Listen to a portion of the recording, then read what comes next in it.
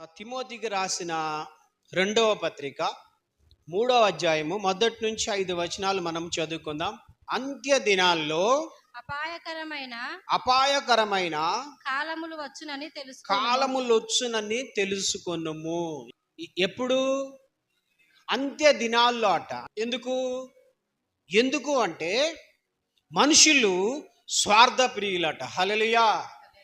ఎవరు ఎడిపోతే నాకెందుకు, నేను బాగుపడితే చాలు.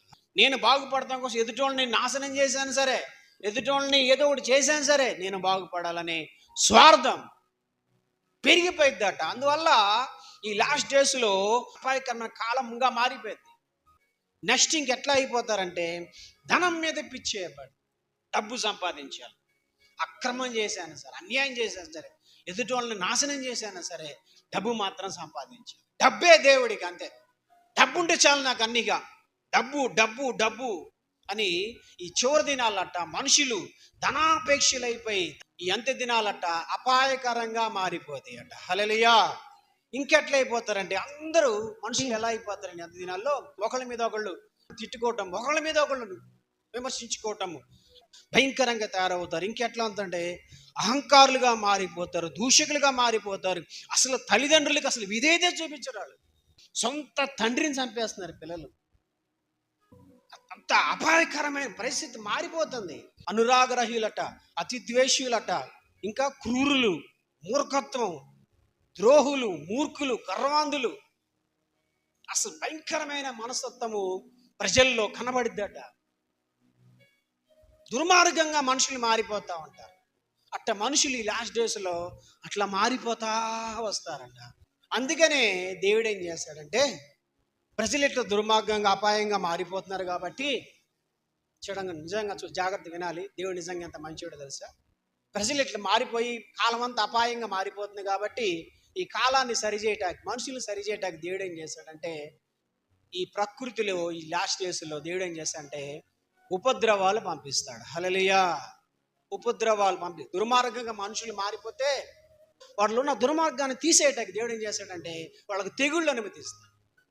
ఆ ప్రజలపైకి రోగాలు, కొన్నిసార్లు భూకంపాలు, కొన్నిసార్లు వరదలు. హల్లెలూయా. దేవుడే అనుమతిస్తాడు. నిన్ను మార్చాలని దేవుడు ఏం చేశాడంటే నీకు కష్టం అనుమతిస్తాడు. హల్లెలూయా.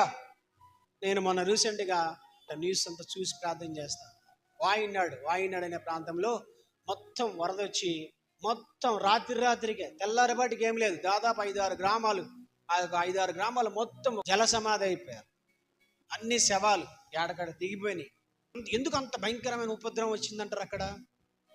ఎందుకు అంత భయంకరమైన కార్యం అక్కడ జరిగిందంటే అక్కడ ఆ ప్రాంతంలో భయంకరమైన వాతావరణం, భయంకరంగా ఉన్నారు అక్కడ ప్రజలు. ఇంకెక్కడ దాకా ఎందుకు, ఇప్పుడు స్టిల్ విజయవాడ పట్టణం మొత్తం మునిగిపోతుంది. విజయవాడ పట్టణం మొత్తం నాశనం అయిపోతుంది. నేను సేవకు వచ్చిన కొత్తలో చూసా ప్రకాశం బ్యారేజ్ మునగటం. 2003-2004 ఆ టైంలో నేను చూసా కళ్ళారా. మొత్తం ఫుల్ బ్యారేజ్ అంతా నీళ్ళు వచ్చినాయి. ఈ రోజున 24 ఇది, ఈ రోజున అంతకు మించి ఇంకెక్కువ వచ్చింది. మొత్తం పట్టణం అంతా మునిగిపోయారు. మోకాళ్ళ లోతు, గుతికి లోతు నీళ్లు, పోట్ల నీళ్ళు ఇటు పోటానికి నీళ్ళు దారులు మొత్తం స్టక్ అయిపోయింది. ఇక తిండి లేదు, కరెంట్ లేదు, నీళ్లు లేవు, అన్ని పాములు, తేళ్ళు, రకరకాల రోగాలు, దద్దుర్లు. హల్లెలూయా. వాళ్ళకి ఎందుకు అనుమతించాడంటారు కష్టం? పాపము పండి అక్కడ ఎవరైనా కొత్త మనుషులు అయితే నిలువున మోసం చేస్తారు, నమ్మించి గొంతుకు వస్తారు. ఆడపిల్లలతో వ్యభిచారం, సెక్స్ ర్యాకెట్స్, డ్రగ్స్, హత్యలు, మానవంగా అసలు భయంకరంగా ఉండేది అక్కడ. అంత మోసమే. విజయవాడ పట్టణం అంటే మోసపట్నం, అంత మోసమే. ఎక్కడ మంచి కనబడదు అక్కడ. అందుకని దేవుడు ఏం చేశాడంటే వాళ్ళలో నా దుర్మార్గం తీసేయాలని, వాళ్ళ చెడుతనం తీసేయాలని వాళ్ళకి కష్టం అనుమతి ఇచ్చాడు. హల్లెలూయా. ఈరోజు నీ జీవితంలో, మన జీవితాల్లో సమస్యలు వస్తున్నాయా, కష్టాలు వస్తున్నాయా, శోధనలు వస్తున్నాయా, పోరాటాలు వస్తున్నాయా? అయితే ఎక్కడో దేవుడికి నువ్వు ఆయాస్కరంగా ఎక్కడో నువ్వు నడుస్తున్నావు. ఆయాస్కరంగా ఎక్కడో నువ్వు ఆలోచిస్తున్నావు.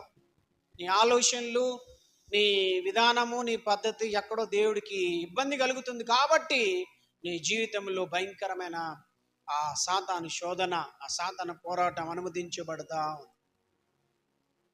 ఈ నినివే పట్టణం మొత్తం నాశనం చేయాలంటే ఆ కుటుంబాలు మొత్తం భయంకరంగా ఉన్నాయి. అక్కడ ఒక్క కుటుంబం కూడా సరిగా లేదు, ఒక్క మనిషి కూడా సరిగా లేడు.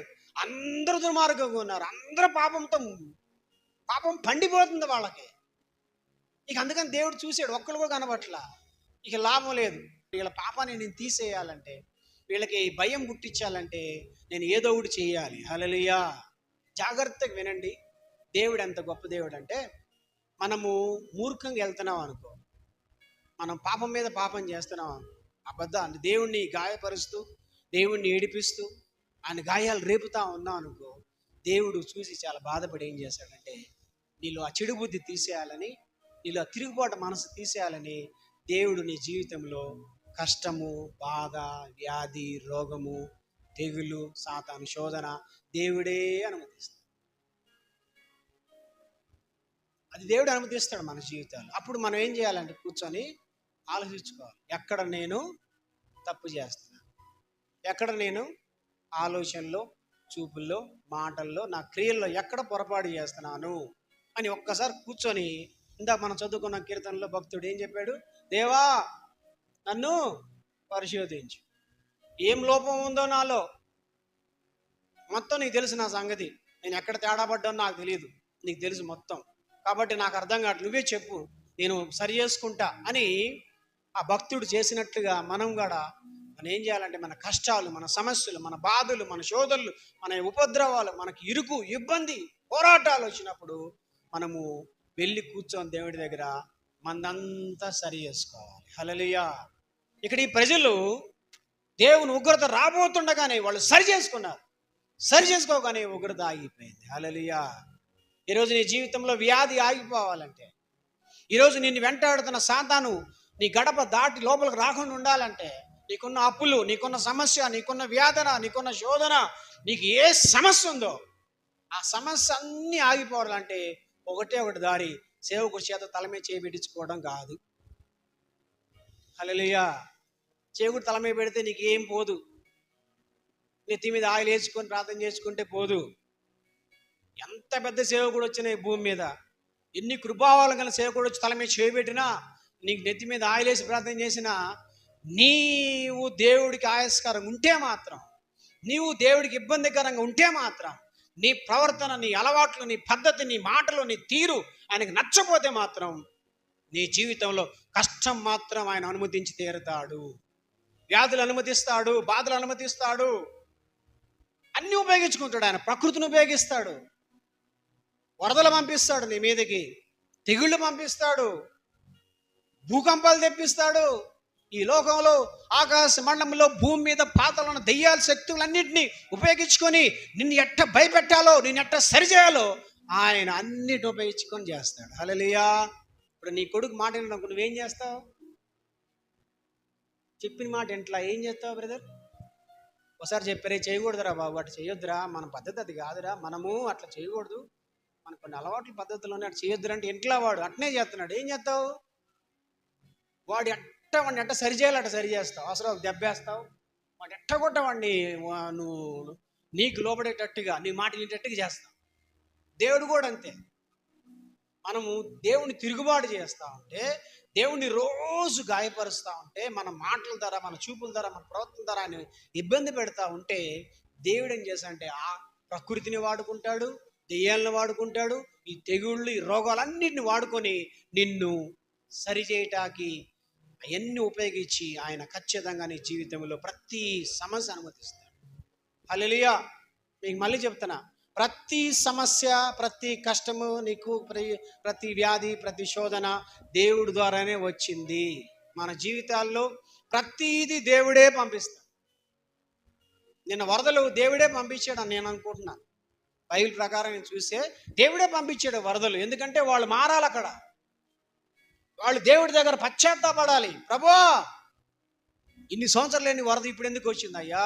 ఏందయ్యా మా బతుకు ఇట్ట అయిపోయింది, తిండిలో తిప్పకమ్మ వరదలు కొట్టి చచ్చిపోయారు, లెక్క తెలియట్లా. ఫస్ట్ ఫ్లోర్ మునిగిపోయింది, ఇంత హైట్ వాటర్ వచ్చేసింది మొత్తం. మళ్ళీ తుఫాన్ అంటున్నారు, తుఫాన్ మీద తుఫాన్ రేగుతూ ఉంది. అమ్మయ్య తగ్గిందిరా, ఎండ వచ్చిందిరా అంటే మళ్ళీ తుఫాన్ రేజ్ అవుతుంది, మళ్ళీ వరద పెరుగుతుంది. న్యూస్ చూస్తుంటే విజయవాడలో ప్రజలు మొత్తము తెగతిడుతున్నారు అందరినీ. ఆ వరదలు మునిగిపోయిన వాళ్ళు ఒక్కళ్ళు కూడా ఏడుస్తా, ఆ దేవుడా మమ్మల్ని కాపాడన్న ఒక్కళ్ళు అన్న పాపన పోలా. నేను చూశాను న్యూస్ మొత్తం. ఒక్కళ్ళు ఒక మాట అంటలా, తండ్రి నన్ను క్షమించయ్యా, మమ్మల్ని క్షమించయ్యా, దేవుడా మమ్మల్ని కాపాడు దేవుడా అంటే ఆ ప్రార్థన ఎవరు చేయట్లా. పైగా మాకు అన్నం తేయట్లేదు, మాకు బిస్కెట్లు తేయట్లేదు, మాకు పాలు తేయట్లేదు, మాకు నీళ్ళు తీయట్లేదు, మమ్మల్ని నాశనం చేశారు. అది ఈదికే ఎవరు నాశనం చేశారు? పశ్చాత్తాపం లేదు అక్కడ. అందుకనే ఉగ్రత. హల్లెలూయా.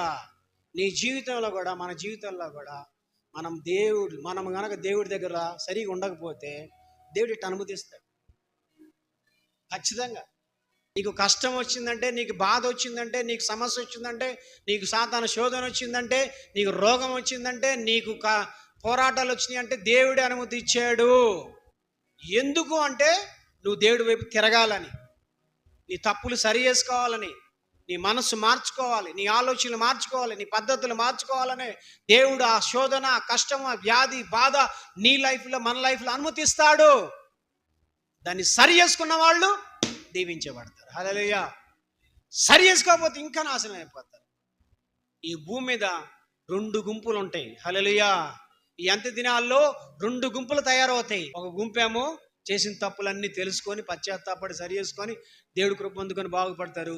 ఇంకో గుంపేమో తప్పు ఒప్పుకోకుండా బుకాయిస్తూ, దబాయిస్తూ, తిరుగుబాటు చేస్తూ, చేసిన పాపము సరి చేసుకోకుండా దేవుడిని దూషిస్తూ, లోకాన్ని దూషిస్తూ, తల్లిదండ్రులను దూషిస్తూ, బంధువులను దూషిస్తూ, నేనే టైపడక కారణం వాళ్ళు వీళ్ళు అనుకుంటూ వాళ్ళు నాశనమై చివరికి ఇంకా నాశనమై చివరికి నరకానికి వెళ్ళిపోతారు. హల్లెలూయా. ఈరోజు జాగ్రత్తగా విను. ఎందుకు దేవుడు ఈ మాటలు నీకు నాకు చెప్తున్నాడంటే మనం ఆ గుంపులో ఉండకూడదు. హల్లెలూయా.